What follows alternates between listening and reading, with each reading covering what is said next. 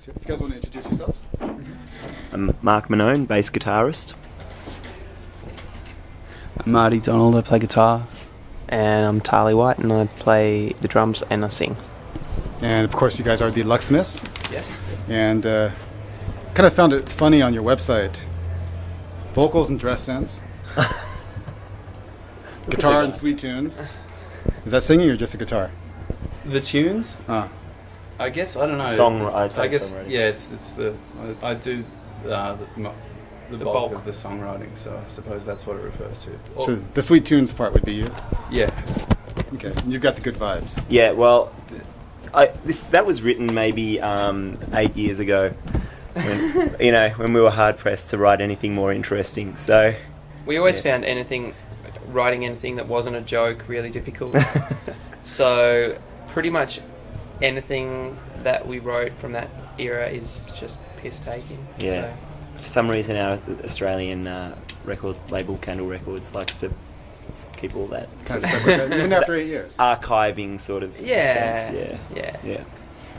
I mean, for a band that has such a good, some bands, it seems like it's a percentage. If you break it down percentages, we're talking about Supergrass. Mm-hmm. It's not really about the lyrics; it's more about the music and the vibe that they put together. Mm-hmm.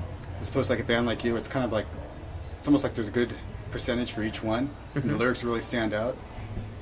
I may not remember them personally, but like I said, they're usually really good lyrics and they're really well thought out. Obviously, you guys labor over them, so it's just funny to hear you say that about not being able to press to write something or. Well, I mean, generally we, we share things around a bit, so it's not necessarily whoever's writing the songs writing the press releases and things like that. So, yeah. You think a talent for writing would kind of transcend to other genres or other means? But I mean that was kind of a while ago. So I guess we've all sort of come along a bit in our writing, regardless. So nowadays we all sort of write songs a lot more. As opposed to just Marty. It was a throwaway comment on a website. Okay, well said. Speaking of the lyrics, like I said, it's one of the points that I really appreciate about the band is how poignant, how thought out they seem to be. Intelligent and witty at times. Sometimes it seems like they're just basic observations of what's going on, but they're said in a way that it's basic poetry. And how much of an effort is it to make it sound like this, to get that out? Just to make it sound poignant, or to make it sound poetic, witty. How hard do you work on the lyrics? I think you can answer this one. We'll throw it to Marty. You don't need to be shy. I work very hard on them. Like I guess I work the longer I've been doing it, the harder I work. Hopefully it doesn't sound like they've been worked on very hard. I kind of don't like that. I guess a lot of the art of writing a pop song is making it have that kind of like artlessness or whatever. But yeah, I think that as we have with not just with the lyric writing, but with every aspect of what we do, the longer we've been doing it, you just want to keep getting better at it. So you make sure you're kind of working harder and harder. It's to not repeat yourselves and to keep improving or whatever. So yeah. I'm not sure if it was a quote from you, but something about it was one of the B-sides to Midweek, Mid-Morning. The one about the club? Yeah, Requiem for the Punished Club. Okay, Yeah. Did you write that? Yeah. Okay, so you had a lot of trouble with that one, trying to get that one out. And no more trouble than I usually have with a song. Just getting on time. Yeah, there was more of a deadline for that one than there is sometimes is. In that I just wanted we were overseas when we found out that club was closing, and we were going to play one last show there, and I kind of thought, it would be nice to have a song to play at that last show. So it started out with a deadline, whereas usually I have the luxury of more or less finishing a song whenever I want. And in this case, the deadline kind of actually forces me to finish something, but it didn't happen in this time. But you can't. Some songs come easily and others take a long time, and I haven't really figured out why and which is going to be which. But yeah, so there must be a ton of lyrics you guys all have that just never work out properly, or? Yeah, definitely. I mean, that's 16 albums worth. Yeah.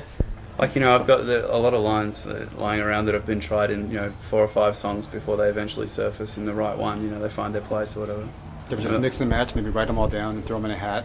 Well, not. I mean, they write them in a book, and then kind of definitely constantly cannibalize old song. Like if you've got lyrics lying around and you think that there's like 3 or 4 good lines from that song that hasn't been working in practice, or you decided you're not going to try any harder with it, then yeah, definitely cannibalize those lines if they're good lines, because certainly I do, because if a good line's a good line and people don't know that it's been in the middle of a mediocre song before and you can put it in a decent one, then it's just finding. It's also just about context, like sometimes you appreciate a line a lot more, even if it's a line that was maybe I find that if it was a fairly ordinary, like wasn't like the line that a song was written around or whatever, but then you kind of you're searching for maybe another verse in a song you're writing, and you can kind of,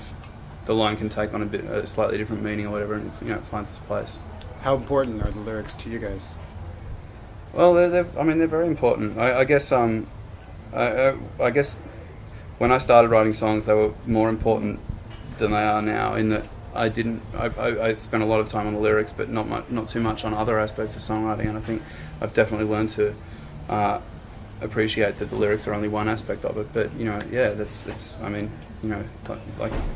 it is a large part of what we do, sure.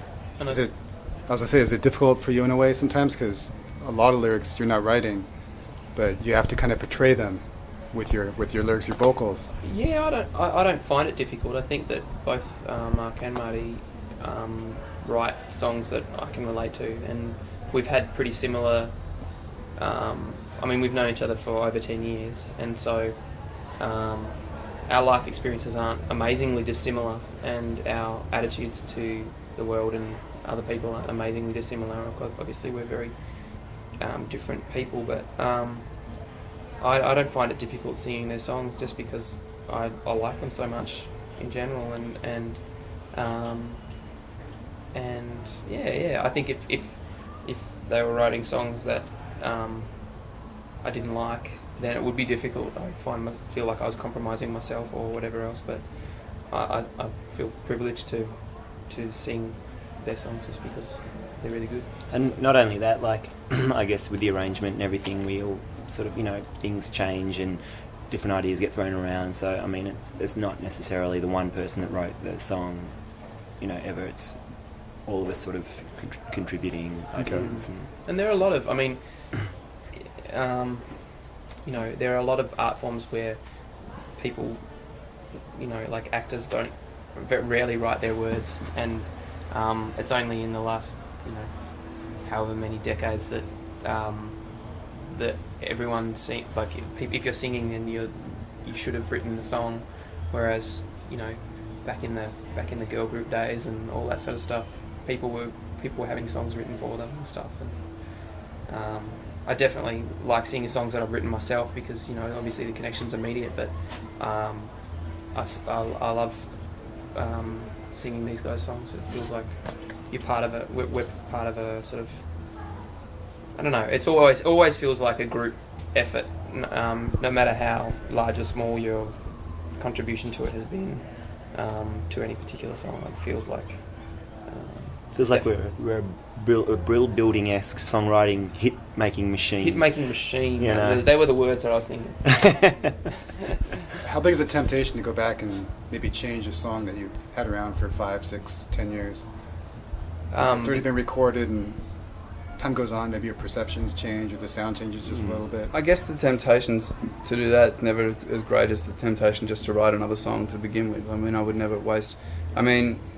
There are lines in old songs that I kind of wince at or whatever, but it's not like I'd rather just start with a clean slate. And I was wondering about that look of pain on your face down the stairs earlier during the show. yeah. There's a few of those. Still playing these songs.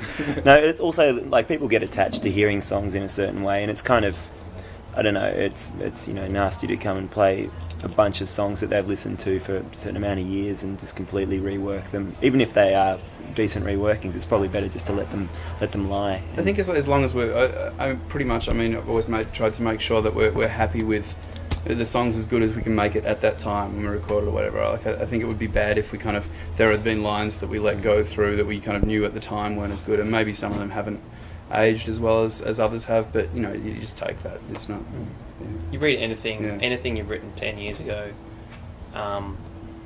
you know, generally you'll wince at, particularly if you're in your 20s. That'd be kind of cool to maybe do an album of your songs, kind of re-recorded by like a present day interpretation.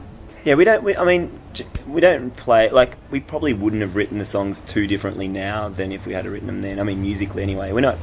We're certainly not a jamming band, so we don't mess around with ideas and things. We like to get them sounding right from, you know, before we go and record them, and then hopefully we're happy with it. I mean, there's obviously always going to be things you wish you did differently or whatever, but you know, there's a million ways you could play or record any song. Yeah. So you may as well just, you know, don't piss fart around. Just get to the point, you know. Yeah. So I was waiting for you know, like the 10-minute prog rock version of one of your songs to come out, maybe a B-side. You'll have to keep waiting, I'm afraid. Yeah. Actually, the little thing I'm going to throw in real quick. Do you guys realize that you're popular with the mod crowd? mod crowd, no. I would have thought we were definitely too poorly dressed to be popular. I was DJing at a mod. Well, it was kind of like a half. I kind of ran a clip. It was half mod, half Britpop, indie type thing. And I had a CD of stuff that I recorded to DJ, and Off of This Cardigan was one of the songs. I accidentally played that song when I meant to play the one right before it. And I think all the mod people got up and started clapping their hands to it. And That might be the one song. I'm sure if anyone too many mods bought the album on the strength of that song, they'd be sorely disappointed. I mean, at first I was thinking, I really screwed up. You know, I didn't think they would take to it because I know the crowd pretty well. Yeah. And they all just went at it, and I was...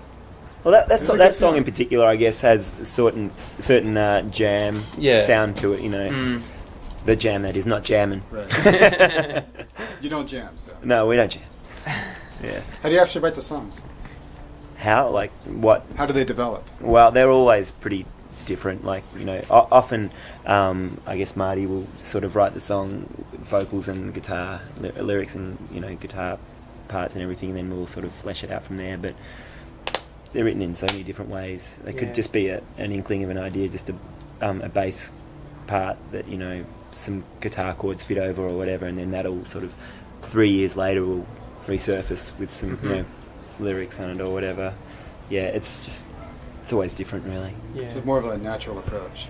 Yeah, we don't like to force anything if possible. Like, generally, none of us will bring something. Like, we won't bring things to a rehearsal, or you know, if we've decided we want to work on some new things. Generally, we don't bring those sort of ideas to the table unless we're quite happy with them already. So we all have pretty heavy self-censorship, I think, to a certain degree. And then once that idea is there, we'll all work at arranging it and rearranging it and putting our own separate parts onto it. I think a lot of the songs that I write, Tali, I'm such a horrible singer, so I sit there and sweat it out with Tali and show him, you know, some ideas I have, and he makes sense of those. The vocals you generally have a very clear idea about what the melody is, though. Yeah, but I just can't sing it. that would be like me, you know, trying to come up with a bitch and bass line or you know, guitar parts or whatever else. I mean, you guys are a natural team, though, the rhythm section. Yeah, boiler room. Yeah. Going back, I guess, quite a ways, depending on how you look at it. So you guys started about 10 years ago? Y'all met in high school? Yeah. I sound too southern. Y'all. How soon after you guys met that you actually felt like you had something that you could develop into more than just a friendship?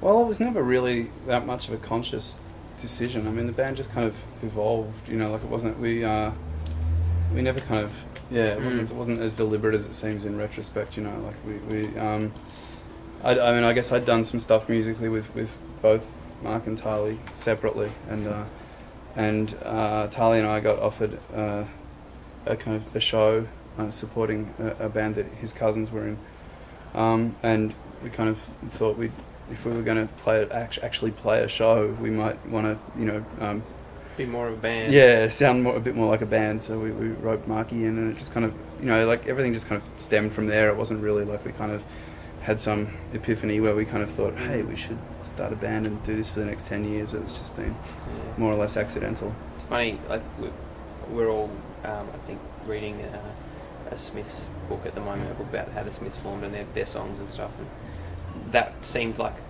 they were both Ma and Morrissey were quite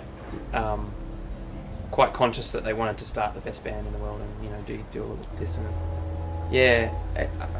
I think something that's marked our sort of career like the whole way, I think, is that we've just done what we do, and it's been, there hasn't been a lot of conscious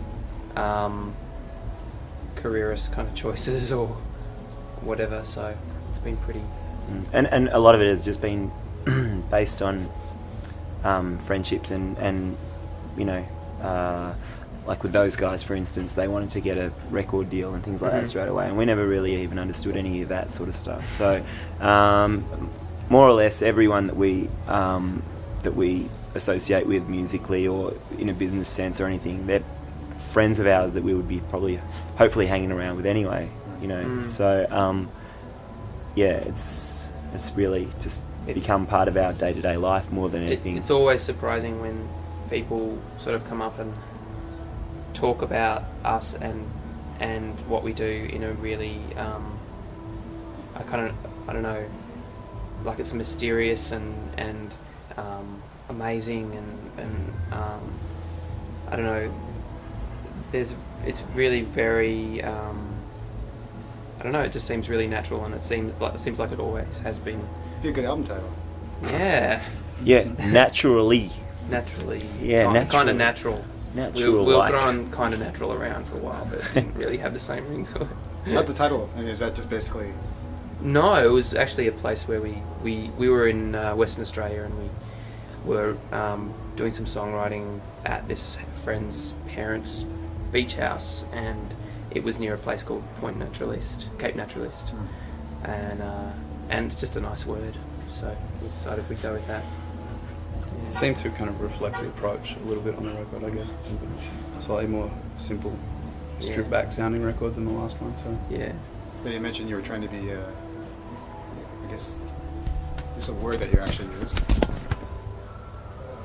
Restrained. Yeah. We were restraining orders on all three of us at the time. Yeah, we couldn't come in 50 metres of recording studio until we had a bunch of fantastic songs. Seems to have worked. I think I don't know what I guess just the batch of songs we had that we'd been working on separately before we came in to rehearse them all seemed to fit really nicely together without too much manipulation. So So is that what you mean in the sense of restrained? Yeah, not forcing the issue, like when it sort of Natural. Yeah. when like these songs seemed to, Now it's starting to get a bit cheesy. We should move on. Yeah. They're just a bunch of songs, really. No, when I think restrained, on one point it might be like overproduced or something, or maybe like a Radiohead, or maybe like in the context of someone who didn't know you when they heard that, they might think, well, what, you had like the Melbourne Philharmonic Orchestra with you before, and right. now, it's just the three of you. Well, thankfully, we really don't have the sort of budget to ever be grandiose. Yeah, that way. or unrestrained, say. So. But we had up until this point kind of been getting more and more like orchestrated, like with our not all the time, but in general, each album kind of seemed to have more and more stuff on it than the last one, and it didn't necessarily just want to keep doing that. So yeah, it was a step away from that. Yeah. How do you see the new album in context to the rest of the ones? And do you kind of see something building as far as like the sound you have and your styles? Do you see it going anywhere? Like, can you see like a clear? What am I saying? Can you see this thing clear as far as how the sound is developing? I don't know about the sound. I mean, I think definitely in terms of the writing, like I think you can see a kind of, you know, a maturing or whatever through our records. I mean, you'd hope that you could, you know, but I mean, in terms of the sound, I suppose we more just kind of take it on, you know, album by album basis or whatever. You know, we don't kind of have this overall scheme of, you know, how we want our sound to evolve. It just seems to be more dictated by, as Mark was saying then, like the batch of songs that we're working with at the time. But yeah, within the writing, I think there's definitely a development that you can trace through all of our records. Kind of a point of pride.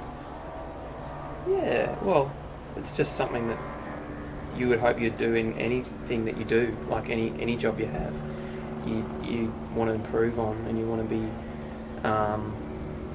to be really proud of what you're doing at the time. So I think that it would be silly of us to go, oh yeah, we're going to try and do a bit of a Latino jazz sort of direction now, or, you know, we're going to get into funk fusion or whatever. Basically,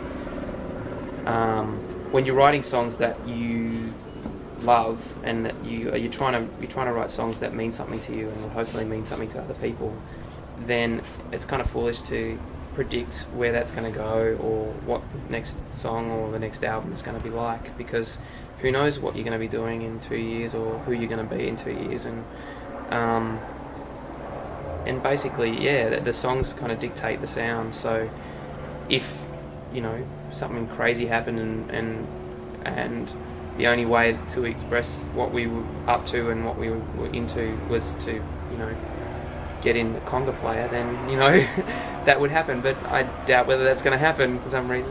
I don't know. I think that I think to a large degree, the subject matter and the feeling behind what we do and just simply how we play our instruments and what sort of music we enjoy playing together, that's going to dictate how something sounds, rather than some kind of grand plan or you know, a sort of sense that, you know, we're moving in a particular direction or something like that. So to summarise, we don't know. We don't know. Yeah, basically. You mentioned community as far as starting. How do you feel now as far as the people that you work with, all the other bands and musicians? Do you really feel like either there's a bond there or maybe a responsibility to help others that are coming up right now? I guess so. I mean, we always like to, you know, help any friends out with any sort of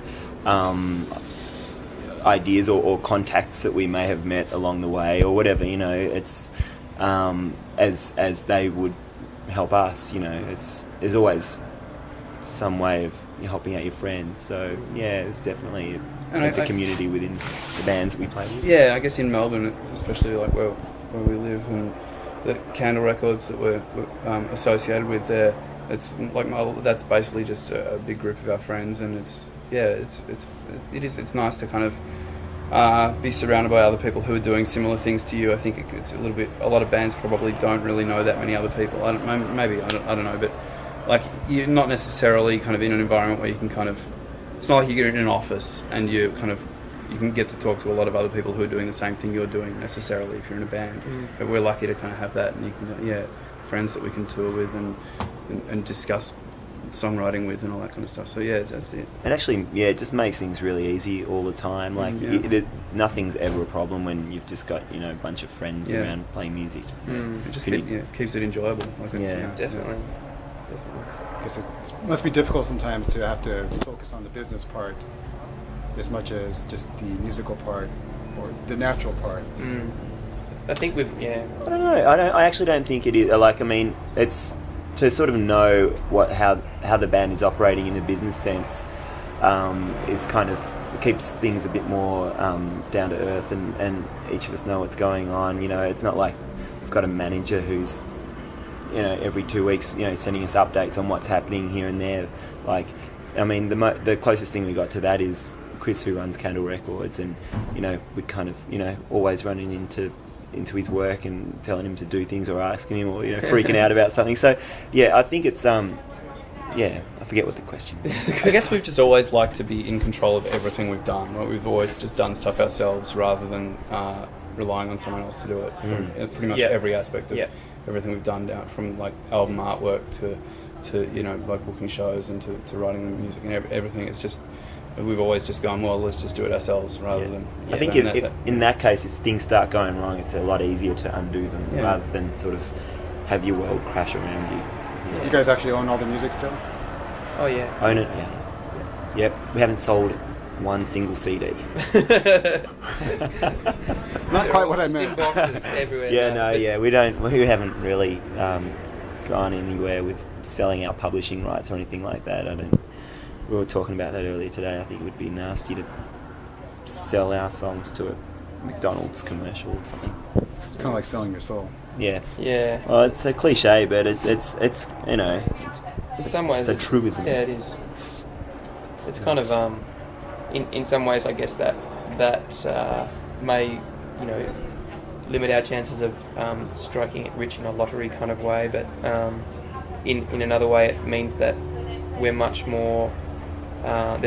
Takes the stress out of being on some sort of major label and having to produce something that they're going to be happy with, and not feeling like you're connected with the music and all that sort of stuff. All of those nightmare things that a lot of bands A lot of those rich bands have to deal with on a daily basis. we pity them. Major contracts. Pity them in their riches. Yeah. So is it pretty much just the songwriting that determines when a new album will come out? Well, I mean, I guess like I said before, the deadline often helps with getting songs finished. So, no, when we feel like we're Ready. yeah, I mean that's the nice thing about not having a label. Like we can just do it at our leisure. So yeah. I guess like often if we've got say 8 or 9 songs that are sounding good and there's a couple that are coming along, then we'll think about booking in some studio time or whatever. So yeah. Be releasing an EP. Yeah. Which you guys actually have coming up. Yes. Nice segue. Yeah, we A Little Distraction, our new EP. Yeah, will be coming out at the end of August on Matinee Recordings in the US. It's good. Yeah, it's only 6 songs. We kind of just like, I think it was probably because we were doing all this touring this year. It was probably important for us to record something, even if it was just a single or whatever, just to have up our sleeves to put out a bit later in the year because. You don't get a chance when you're touring around a lot to record anything, so... It's probably... How long has Natural East been out? It came out in April, I think, or May. Yeah. May. So it feels like it's been a while. It was like, it's been a year since we started recording it, so it does feel like it's been a while in that respect, but it's only been a few months now it's been out, so... Do the songs ever get old? Like, for instance, the ones on Natural East, you've been playing them live, every so often. As you hear them so often, does it ever get to the point where you're just like, I just don't want to deal with that one tonight? Yeah. Knock it off the list. We often, we kind of rotate the set list pretty much. I mean, there's, it happens. It wouldn't happen with too many from Natural East on this tour because they're still relatively new. I mean, there's songs in the set list from this afternoon's show that are, like 6 or 7 years old. So those. We're more sick of those, obviously. There's a lot of songs that we'll never play again, pretty much. And there are some songs that we occasionally play, and there are some songs that we play a lot more often than others. I think it just depends on, and that sort of just rotates. How'd you actually pick a set list? Well, Marty does it. Marty does it for us. There's this new system that's come about. Marty started using a capo on his guitar, which is a little device that does something to the guitar. So it's kind of, in the past we've worked on the set lists and sweated over them together, but now Marty's just sweating over it himself because he's got to take into account tunings and stuff like that. So yeah, that's a pretty mundane sort of answer to a pretty mundane question. Well, no, just curious. It's because a lot of times, for anyone who's a or a fan of any band, you see a set list and there's always like, oh, they didn't play this or they didn't play that. Oh, right. So I see it. Like, how do we decide what songs? Right. It's random. Yeah. It's just it's basically just the songs that we enjoy playing mostly. And what we're going to play well too, We've probably got like an hour and a half or maybe at a stretch 2 hours worth of songs we enjoy playing, so we can sort of pick and choose from that. Yeah, unfortunately. I mean, there are the old ones, but we just through sheer lack of practice. Yeah, we just. I mean, we can't. We only got so many songs rehearsed at any one time. Like, yeah. So It's not like. I have a problem with memory as well. So there's 2 hours worth of file in there, and you learn a new one, another one gets popped off out the back. So You guys have at least 100+ songs. yeah, probably. I guess. Yeah. I mean, we Sounds like a lot. we relearned a lot of the old songs recently for when we did a show to celebrate our 10th birthday in Melbourne. We kind of played a show where we relearnt a lot of the old songs, and I mean, some of them came together quickly, and others took a little bit more work. But We played like 45 songs or something. Wow. we had about maybe not quite that, but about that many rehearsed. So Is it the 10th birthday that was actually the 9th birthday? well, I'm not sure. It's a 10th. It's a 10th birthday. Yeah, when you get born. Let's go back. I was 0 years old. Yeah. You mentioned being a part of every phase. Does that also include the website? Pardon? The website. We were definitely involved in the website. Yeah, I mean, that was largely Mark's doing, a lot of the aesthetics, at least. But, The artwork. And So you're the artist here. yeah. Well, we all are, except for Marty doesn't like to think of himself as. I've seen his stick figure drawings; they're beautiful. Marty does a lot of layout for us. Oh yeah, A lot Marty. of, Yeah, Marty's actually the computer design sort of whiz. stuff. Yeah, we're like your sort of. We like to hang out in our caravan with a couple of computers and a couple of sketching boards. Somehow I could picture that. It's got flowers by Jane written on the side. So what's up for the band now? Irene. What's that? What's up for the band now? I guess is this the last show? For We the got, US? No, we got a show in San Francisco on Tuesday, and then we got a week in Japan on the way home, which will be fun. And then a few shows in Australia, and then a little bit of time off. And then He's going to go to Turkey. I'm going to go to Turkey with my girlfriend, which will be fun. And then we've got a tour in Europe. It takes in Britain, Spain, and Sweden, and that'll take us up to the end of November. That's about as far It's as about a as crystal far- ball has in yeah. store for us. Beyond that, who knows? Are you used to such lengthy tours? This is actually shorter than the last one we did to the States, which is a good thing. I think We'll have, like we said, there'll be like a month or Couple months, Yeah, 2 months break. couple of months where we're not really doing anything, which is, it's nice. I mean, It'd be nice to get back to Australia for summer and just to do nothing for a while. and just to write as well, like I think, and work on some new stuff. Like I don't know, I find like you're either doing one thing or the other. It's pretty hard to balance the working on new material with the touring and constant playing of the old material. So it's good to you feel more like touring when you've been locked up in a room with a guitar for a couple of months and vice versa. So yeah. So it's the best way just to isolate yourself and kind of try to mentally forget what you've just done. Yes. Forget the horrors. Yes. Oh. Look behind you. The horror. Anyone listening to this might have a different impression of the band now. Yeah, that's right. If you had never 10 years ago, you'd never gotten together to form a band, what do you think you'd be doing now? Fireman. Okay, or artist. Professional dancer. I don't know. I guess I'd be. Computer expert. No, God, I'm the computer expert. The term computer whiz is purely relative. in this That's sense. relative I know to us. slightly less little about computers. I'll tell you what, Marty would probably be a board game entrepreneur. or the Entrepreneur, editor of entrepreneur. some fancy, stylish design magazine. Yeah, I don't know. I'd probably be a shit-kicking journalist, or like reporting like sheep sales in rural Australia or something. Not a music journalist. No. Well, if rural Australian newspapers employed music journalists, I might do that instead. Do you guys actually have a... I'm not too familiar with Australia. I mean, about all I know pretty much, I guess, is from like a Midnight Oil video, but... do you have like different parts that you guys are most fond of? Well, obviously. Especially when you're on the road for such a long time. I mean, we the bits that I presume you're referring to in the Midnight Oil video, and Silverton, that particular town, has a population of like 3 and a few camels, so we've never gone toured there. But the touring is basically confined to the big cities and of the cities, and that's mostly on the East Coast. And of the cities, I guess Melbourne is the one we're fondest of. Yeah, That's where we live. we live and there. It's a nice place. But there are, we like. It's a really nice place, Australia. It's like, awesome.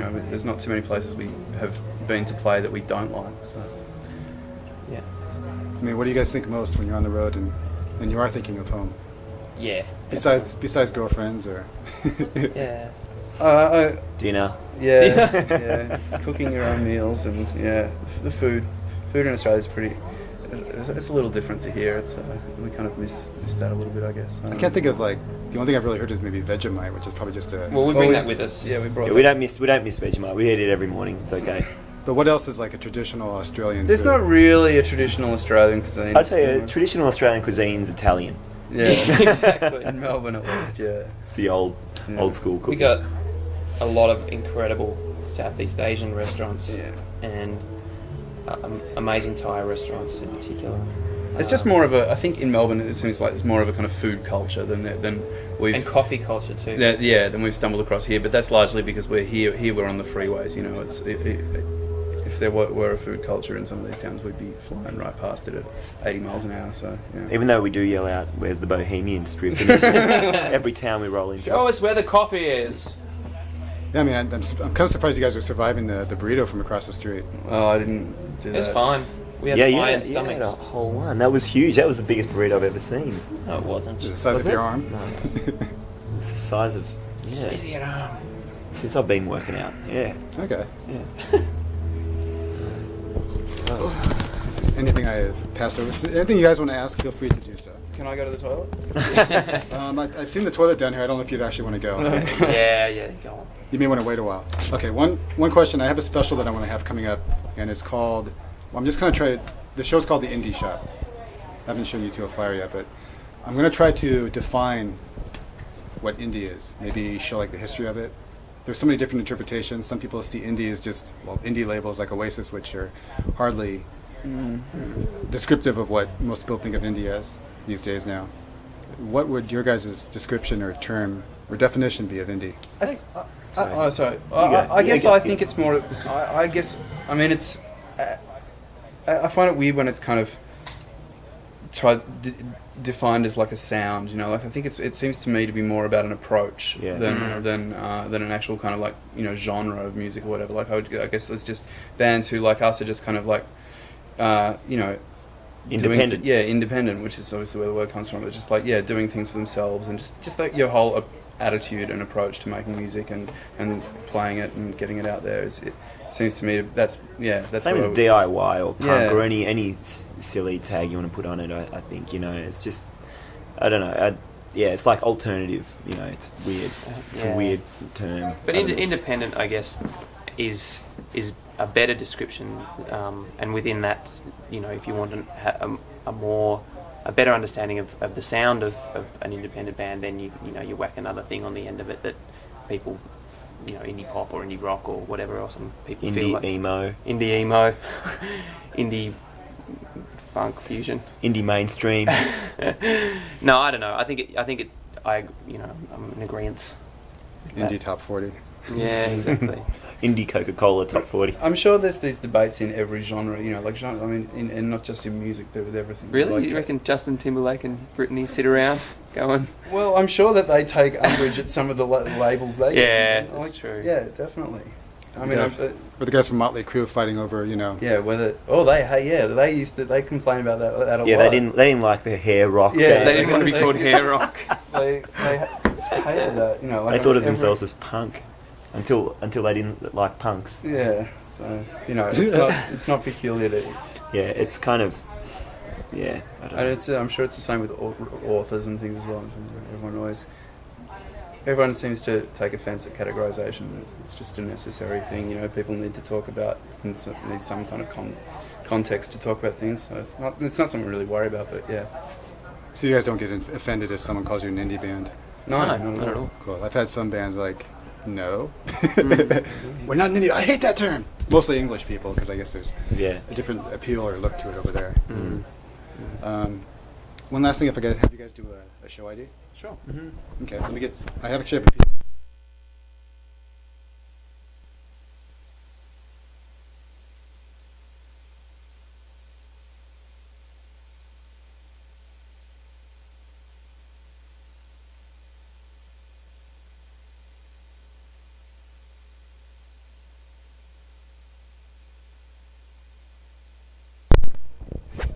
you have the call sign? I mean the.